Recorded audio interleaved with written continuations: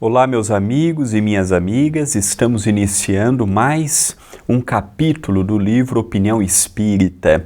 Que alegria ter a sua companhia aqui na TV, A Caminho da Luz, e no Centro Espírita Perdão, Amor e Caridade. O estudo do livro Opinião Espírita é apresentado por mim, André Luiz Querini Vilar.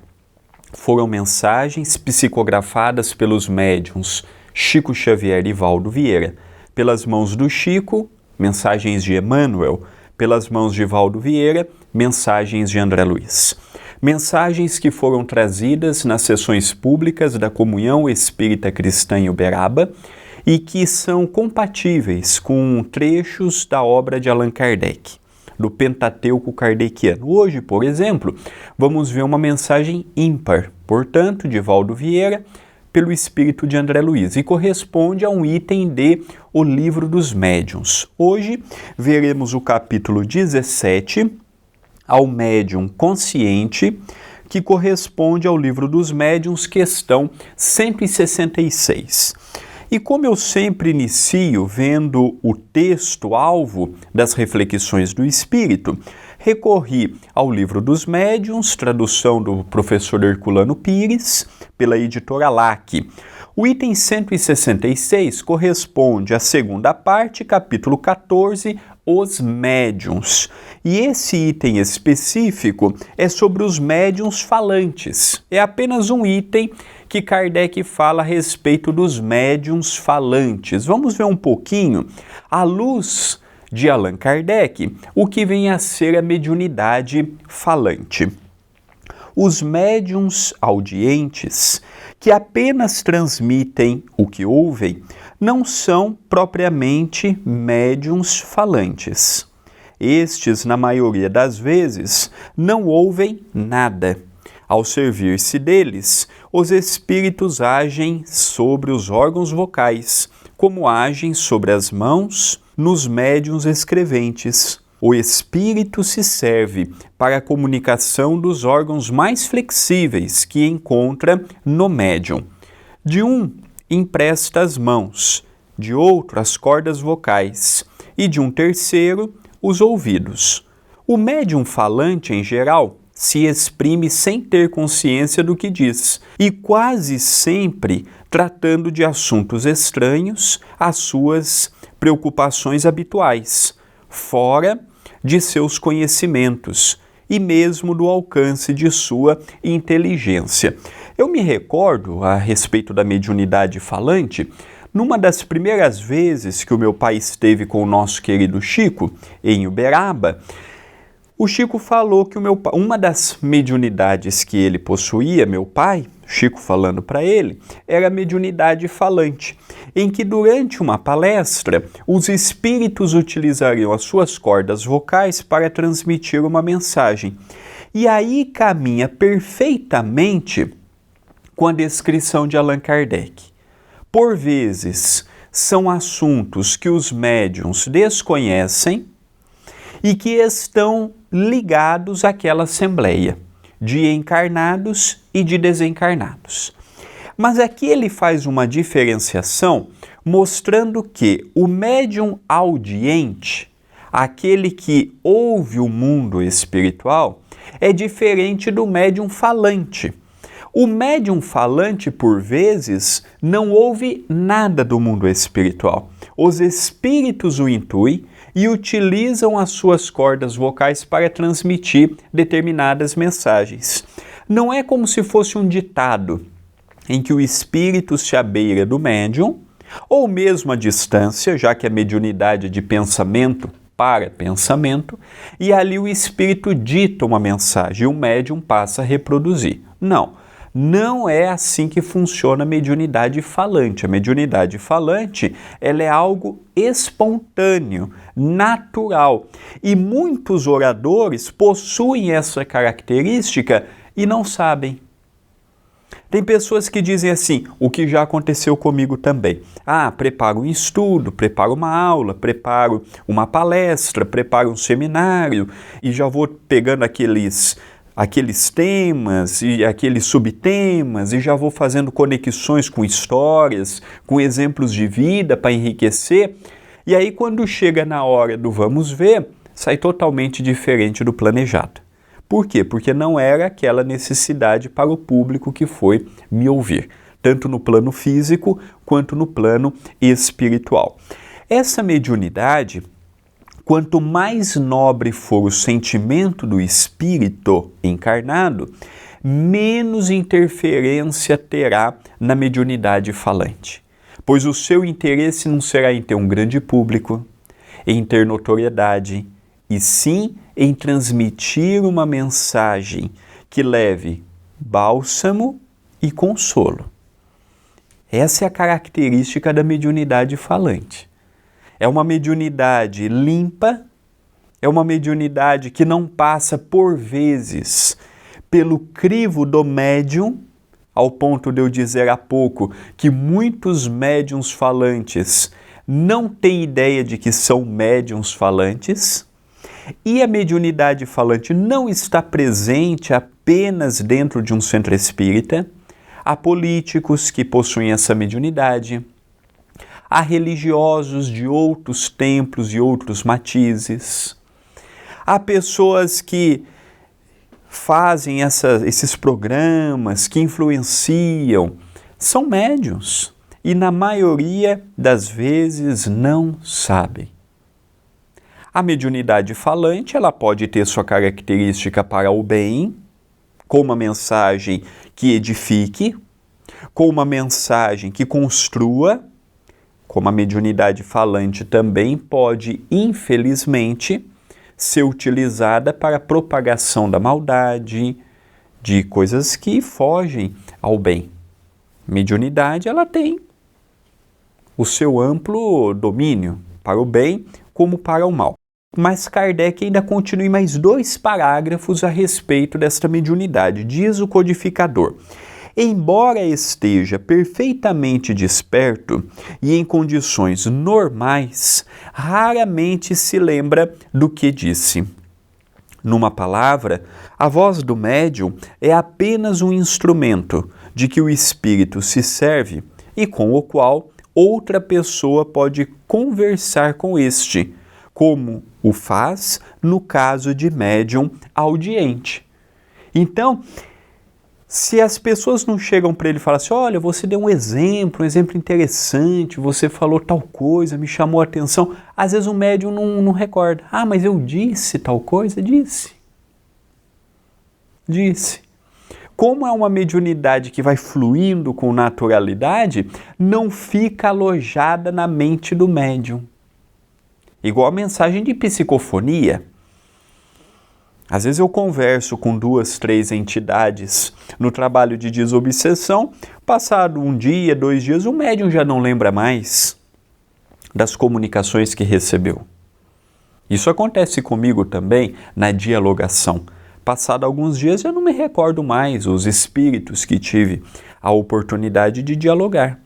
Com o médium falante, isso é mais natural, porque é uma conexão direta.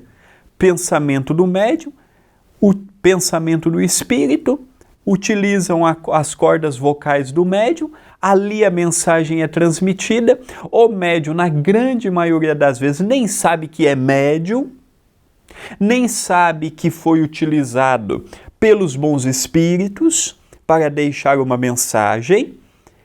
Acabou a palestra, acabou o seminário, cada um vai para a sua casa e raras são as vezes em que o médium recorda com propriedade do que foi falado. Hoje não, hoje temos o YouTube, Facebook, Instagram e outras plataformas mais de streaming que são gravados. Então o orador pode ouvir o que ele falou. Mas antes de termos essa tecnologia que hoje possuímos, antes de termos um gravador, antes de termos os aparatos que temos hoje, as palestras passavam e terminavam e o médium não registrava muita coisa não. Hoje fica disponível, hoje fica ao acesso de todos. Então é uma mediunidade super comum de encontrarmos.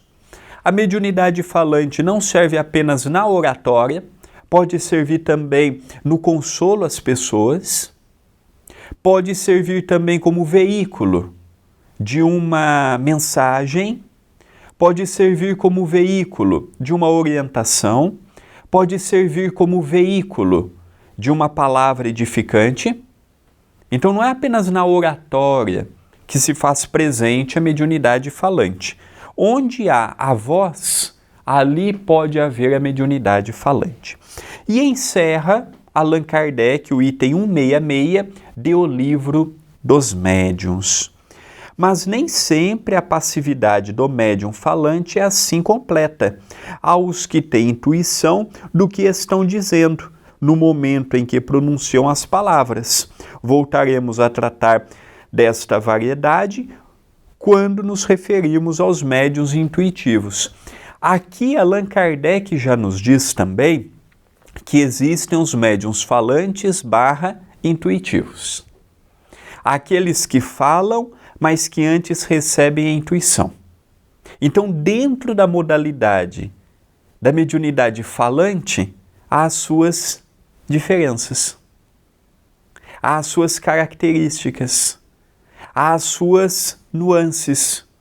Não é tudo igual. Todo médium falante é igual? Não. Existem médiuns e médiuns. Existem médiuns que são ferramentas maravilhosas, como existem médiuns que dão um bom trabalho para os espíritos se comunicarem. Vai do pensamento do médium, das intenções do médium, do vigiar e orar do médium. Então não é, eu possuo a mediunidade. Primeiro que nenhuma mediunidade é permanente. Olha, você a tem e não a perderá. Não. Mediunidade é uma concessão que vai sendo renovada com o tempo. Ou cessada. Então a mediunidade falante, o médium, mesmo não sabendo que ele seja médium falante, ou intuitivo, ou audiente, ele pode se tornar um médium ainda melhor, fruto do seu esforço, fruto da sua dedicação. Agora nós vamos adentrar propriamente no texto de André Luiz, pelas mãos de Valdo Vieira, capítulo 17, ao médium consciente. Se a incorporação consciente ao campo de atividade que o Senhor te confia, na prática mediúnica, encontras, em verdade, a perseverança como sendo o maior imperativo de apoio e a dúvida sem proveito por perigo maior. Então aqui ele faz a diferenciação. Enquanto ele coloca a perseverança, perseverarmos mediante a crítica, mediante ao abandono dos amigos, mediante a incompreensão dos familiares, mediante as calúnias e aos falsos testemunhos que levantam contra nós, é aí que vai chancelar o médium. O médium que não é colocado à prova não dá o testemunho da mediunidade.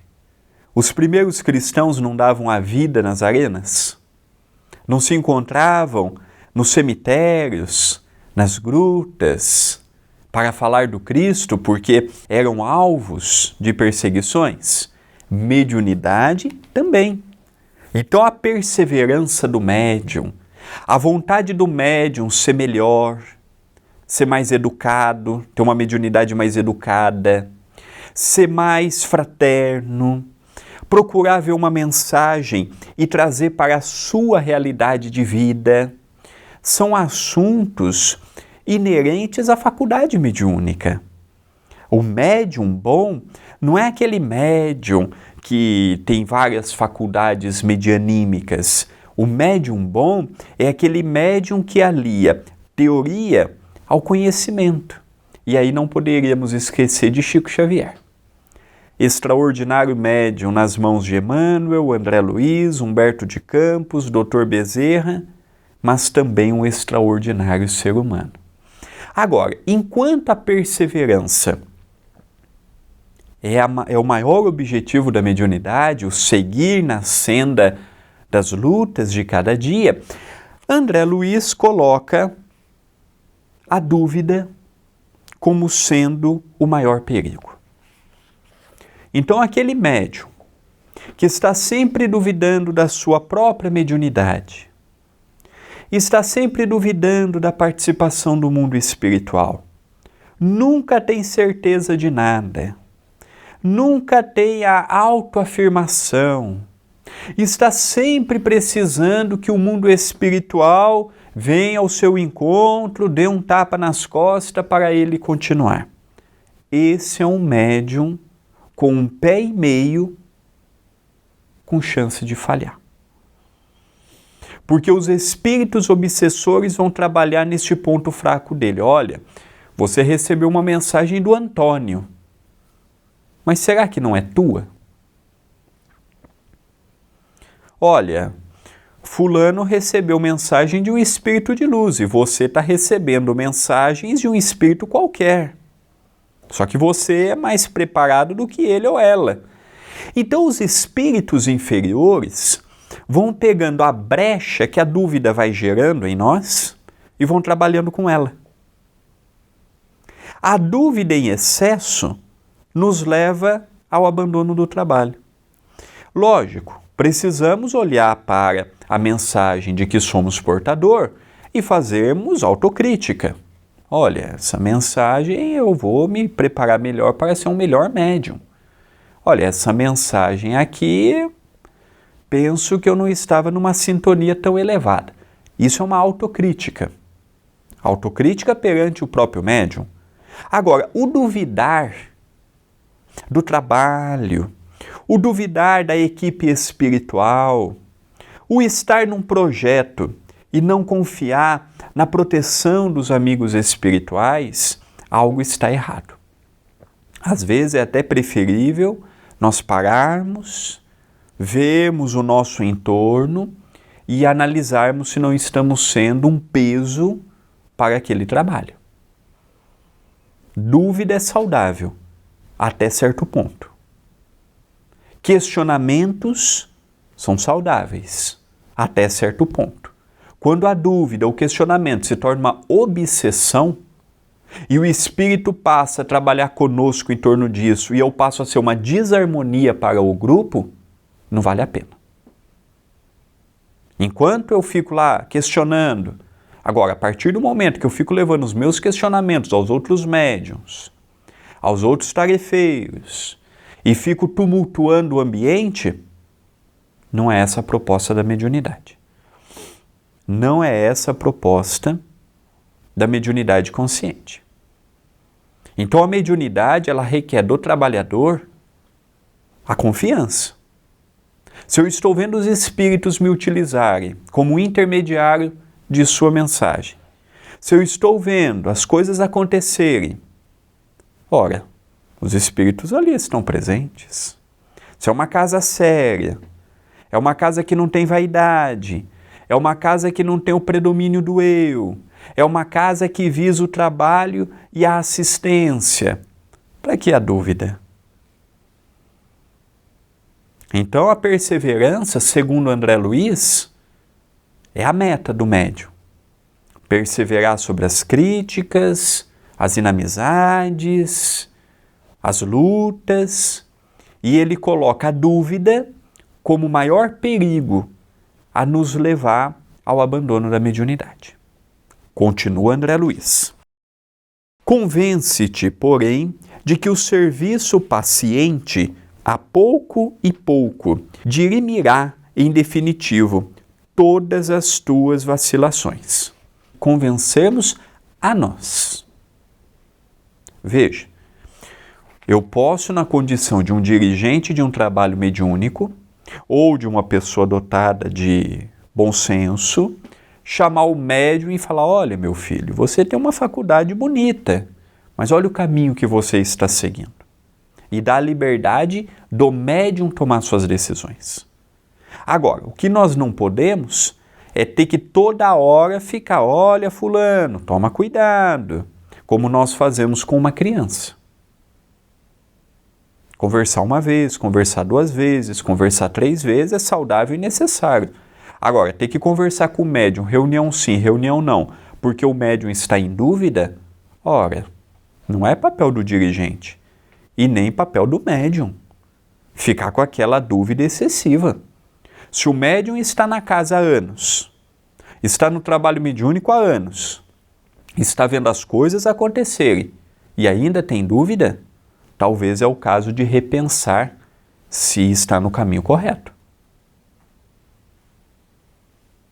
Um médium incipiente ou um médium jovem, as dúvidas surgem, porque é novo. Tudo que é novo causa estranheza. Agora, um médium já com anos de estrada? Agora, eu vejo também médiuns que não estudam, médiuns que não leem, médiuns que pararam no tempo. Nós queremos o quê? Ah, eu sou médium há 20 anos. E daí? Ah, eu sou médium há 30 anos. E daí? Nós não vemos empresas como os bancos, por exemplo, anualmente pagando cursos e mais cursos para os seus funcionários entenderem o mercado financeiro? Nós não vemos grandes multinacionais mandando grandes funcionários para outros países para o intercâmbio do conhecimento? Então você é médium há 20 anos, é médium há 30 anos e já basta? Não é essa a visão da mediunidade. Médium que para no tempo é igual ao profissional que não estuda. Faz 20, 30 anos a mesma função. Ele pode até ser esforçado.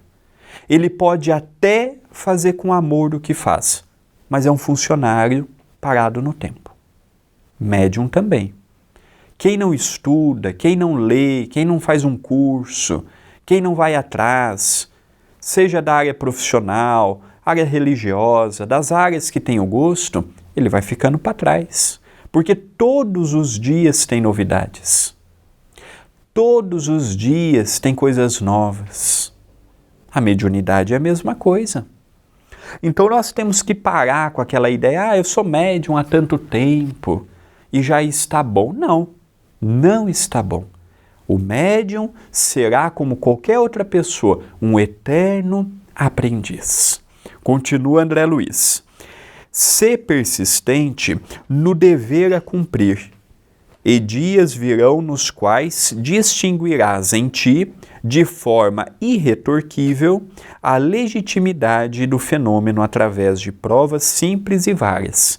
Então aqui André Luiz, ele vai nos apontar 10 elementos para a nossa meditação. Primeiro, manifestações por teu intermédio de personalidade que desconheces, identificadas por outros participantes da sessão. Então há pessoas que recebem espíritos e que ainda não identificaram o espírito comunicante e que outros companheiros da sessão vão colaborar na mediunidade do companheiro. Vão colaborar e vão reafirmar que estão no caminho correto. Olha que visão bonita André Luiz nos passa. Às vezes o médium não tem ideia de quem é o seu benfeitor, porque nome para os espíritos não quer dizer muita coisa. O Dr. Adroaldo Modesto Gil, benfeitor do CEPAC, durante muitos anos, mais de uma década, ele utilizou o pseudônimo de Marco Antônio. Nome para os espíritos não quer dizer muita coisa, não. No mundo espiritual, existem cheios de Dr. Bezerras em miniatura. E muitos espíritas acreditam ser o verdadeiro. Então nós temos que respeitar. Então, os próprios companheiros vão dar o embasamento e mostrar, olha, a minha vidência, a minha clarevidência, o meu flash mediúnico, a minha percepção fez com que eu notasse o espírito fulano de tal. Um grande problema que os nomes geram para o médium é que estamos em busca de nomes famosos. Poucos médiuns querem receber na sua faculdade mediúnica José, Paulo, André, Maria, João. Nós já logo queremos receber Chico Xavier, Dr. Bezerra, Emmanuel, Leon Denis. O nome ainda fala muito alto, o que é um equívoco.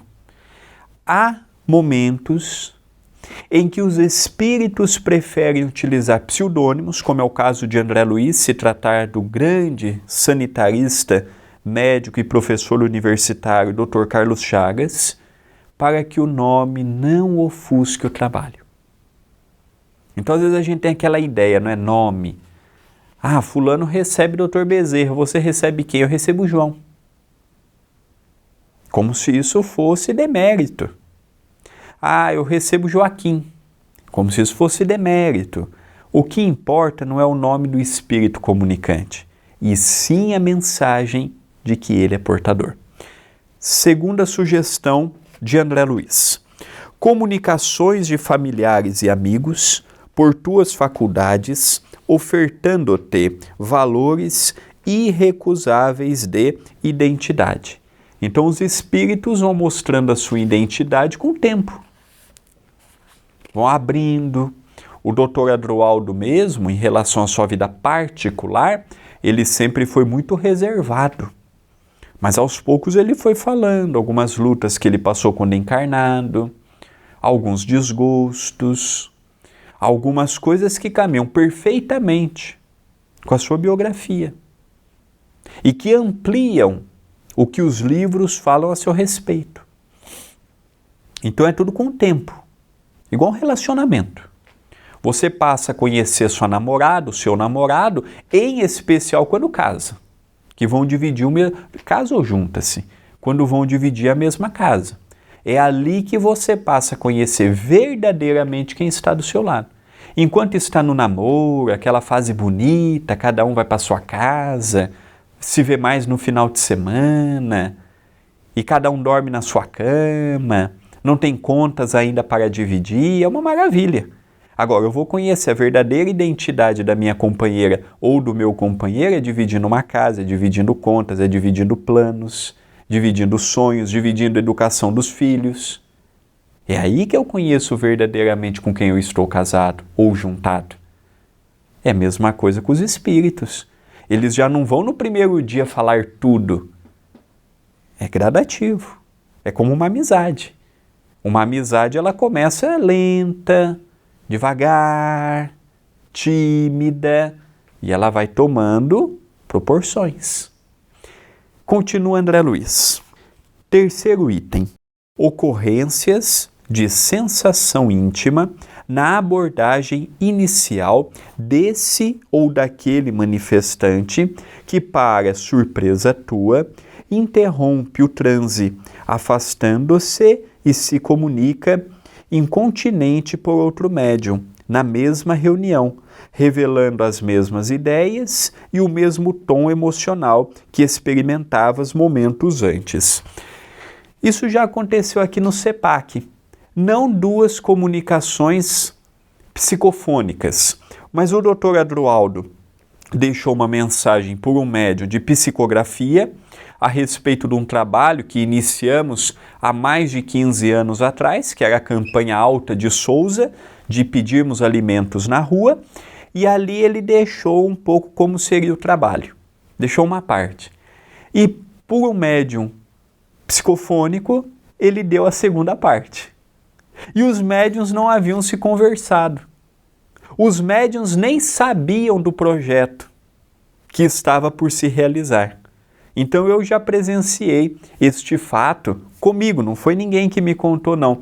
Isso há mais de 15 anos atrás, envolvendo a psicografia e envolvendo a psicofonia. Então, quando um trabalho é sério, existe esta interação entre o plano espiritual. Item 4.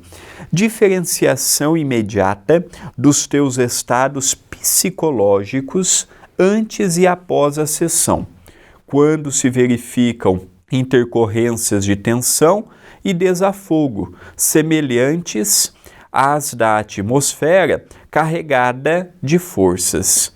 Então nós percebemos, não é? Diferenciação imediata dos teus estados psicológicos. Às vezes, vou para uma tarefa e naquele dia vou servir como médium de psicografia. Paro, sereno, faço uma prece, esqueço as preocupações do mundo para me focar no trabalho. E é muito comum eu sair de um estado psicológico para entrar num outro, em que tem a participação ativa do mundo espiritual. E cada espírito que se comunica, ele altera o estado psicológico do médium.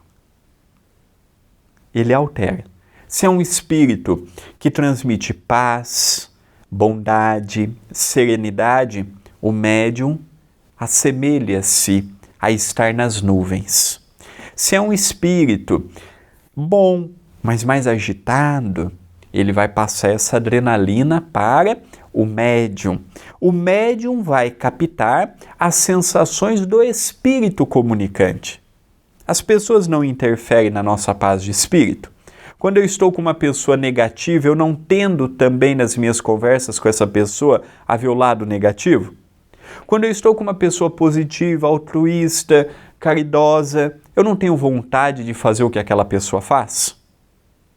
Os espíritos também alteram o estado psicológico do médium. Seja numa comunicação falante, seja numa comunicação auditiva, seja numa comunicação psicográfica, psicofônica. Porque sai a participação apenas do médium e entra a participação também do espírito. Aí passam a ser duas mentes dividindo temporariamente o mesmo pensamento, não o mesmo corpo. Porque o espírito não entra dentro do corpo do encarnado. Mas o pensamento do espírito, o pensamento do médium, se torna um naquele instante do transe mediúnico. Item 5. O teu próprio reajuste físico e moral, à medida que te consagras com pontualidade e devotamento às tarefas de cooperação com os benfeitores espirituais e de assistência aos sofredores desencarnados. Pontualidade e devotamento. Mediunidade é disciplina e organização. Então, eu tenho que me devotar ao trabalho e tenho que ter o compromisso da pontualidade. Os espíritos esperam de nós a nossa parte. Disciplina, responsabilidade, horário. Há muitos anos aqui no CEPAC nós não temos problemas com os médiuns, porque quando a pessoa é convidada ao curso de mediunidade, a primeira fala é: faltou 3 vezes por questão injustificada, automaticamente está afastada do trabalho. Ah, mas eu recebi visita. Ah, mas eu tenho isto. Ah, mas eu tenho aquilo. Quando é uma doença, quando é uma gestação, quando é um familiar acamado, automaticamente o doutor Adroaldo permite que saia pelo tempo que precisar. Agora, essa irresponsabilidade. Eu conversava com o Navarro, um companheiro que tem programa aqui pela TV, estava me falando que lá na região de Rio Preto, São José do Rio Preto, noroeste do estado de São Paulo, tanto quanto aqui na nossa região de Campinas, há casas espíritas que não voltaram ao trabalho mediúnico. Os médiuns não voltaram. E nós, felizmente, na pandemia, 2 atividades nós não paramos na casa. Comida, e no auge da pandemia dávamos de segunda a sábado, e não paramos dia nenhum mediúnico. Só mudamos de dia, de quarta à noite para domingo de manhã. Tudo o resto foi online. Sessão pública, estudo, evangelho no lar. Mas o trabalho assistencial mantivemos, literalmente não fechamos dia nenhum, e nem o trabalho mediúnico.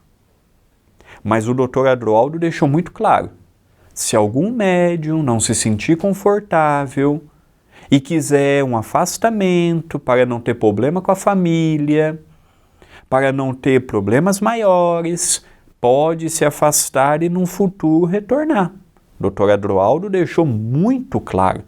Ele não obrigou ninguém a continuar no trabalho mediúnico, porque o momento era de gravidade. Morrendo pessoas à torta e à direita, não tinha vacina, não tinha nada, a própria ciência entrava em constante conflito, porque estávamos diante de uma coisa desconhecida. Não seríamos nós também que obrigaríamos ninguém a estar no centro.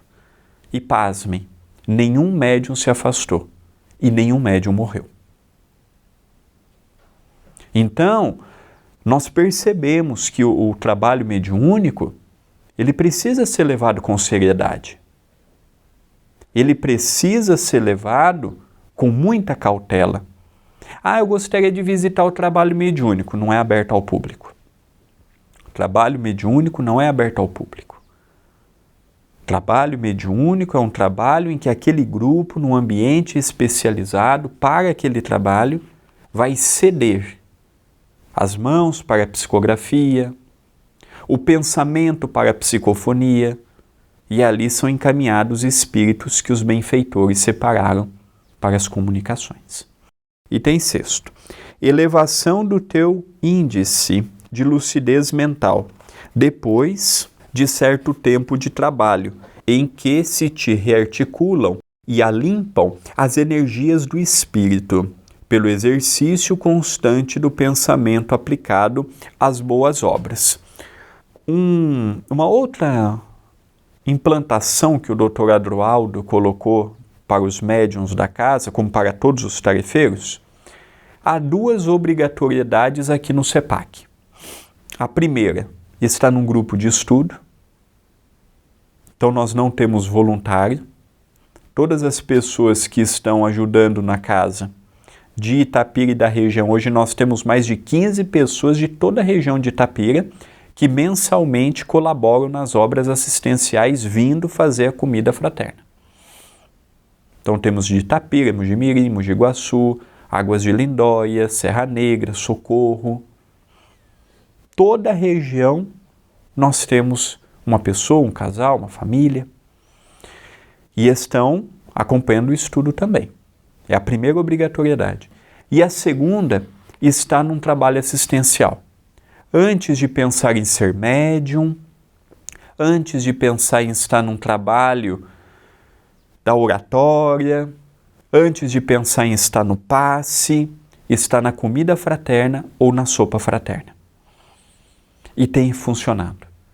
Porque é o que ele nos fala aqui. São as boas obras que vão sustentar o médium.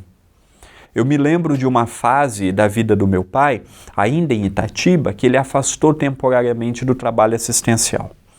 Ele foi até o Chico e falou: Chico, eu tenho sentido que as minhas palestras não estão como antigamente.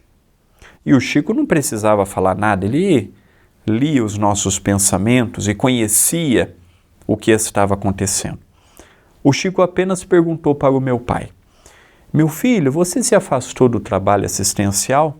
Aí meu pai disse: afastei, Chico.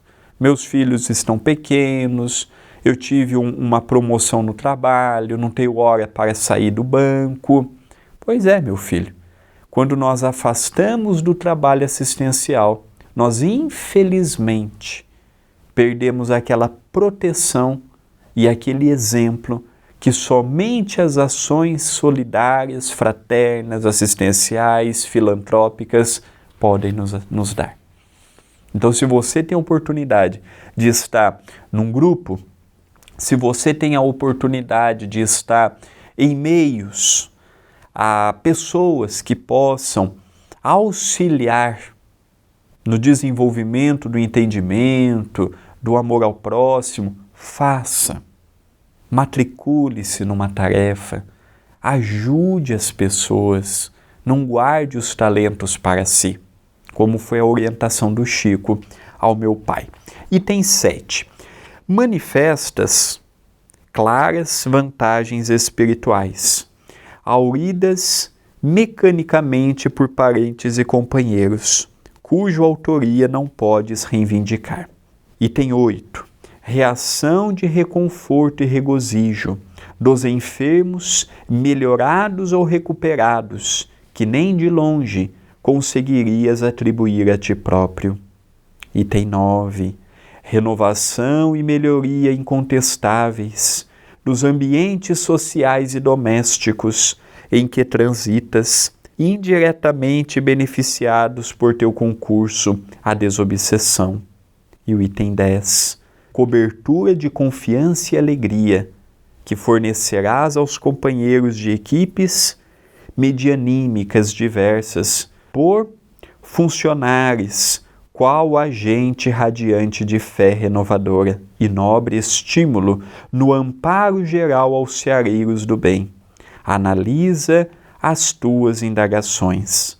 Existe muita preguiça mascarada de dúvida, existindo até mesmo médium, cuja mediunidade todos reconhecem, prezam e valorizam, menos ele. Então esses últimos itens que eu disse mostra que se fôssemos depender apenas de nós, não teríamos capacidade para fazer o que num trabalho junto com os amigos espirituais fazemos. Que sozinhos não daríamos conta daquilo e que juntos, num grupo, nós conseguimos realizar. E aí ele encerra de uma forma interessante, não é? André Luiz diz assim, olha, há médiuns que mascaram a dúvida por preguiça e que todos reconhecem nele um bom médium, menos ele. Então tem pessoas que confundem mediunidade com preguiça, com falta de comprometimento, com falta de responsabilidade, quer levar a mediunidade na brincadeira, vai quando pode, vai quando dá. Não, mediunidade não pode ser assim. Mediunidade é um sacerdócio. Mediunidade é um compromisso. Mediunidade é seriedade. E muitos médiuns perdem verdadeiras oportunidades de trabalho na seara mediúnica por preguiça, por irresponsabilidade, por falta de aceitação, culpa dele próprio. Não podemos terciarizar para o mundo espiritual, não. Estamos chegando ao término do estudo do livro Opinião Espírita. Agradeço à TV A Caminho da Luz, ao Centro Espírita Perdão, Amor e Caridade, o CEPAC, e a você que tem acompanhado comigo. E venho fazer um convite carinhoso. Estamos com a meta de chegarmos no dia 31 de dezembro deste ano com 100 mil inscritos. E só chegaremos a esta marca com a sua ajuda. Então, se você ainda não se inscreveu no canal, se inscreva. E se já é inscrito, vamos divulgar. Se está te ajudando, ajudará também muitas outras pessoas. Votos de muita paz e até o próximo capítulo.